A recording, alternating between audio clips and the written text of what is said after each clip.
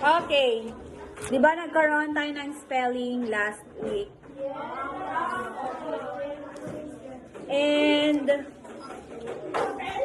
walang naka-perfect. Walang naka-perfect po. Ang highest, 25. Lowest, Lord. 25. Diba? Tapos lowest, 15. Lord, bakit 15, Lord?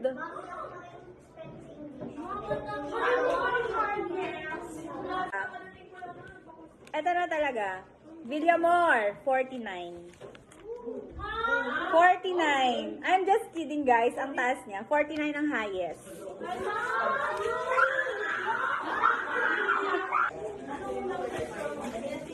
Lord Levin. Ito ka na talaga. Ito na, the moment of truth. 25. Nakalahati!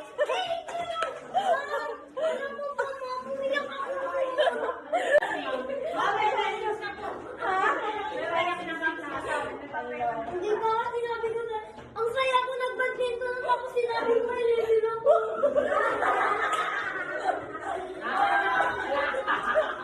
Ala, ayoko nang i-prank si Lord kasi umiiyak siya.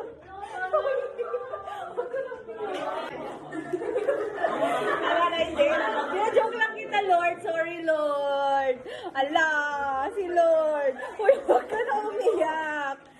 Lord, happy ka na?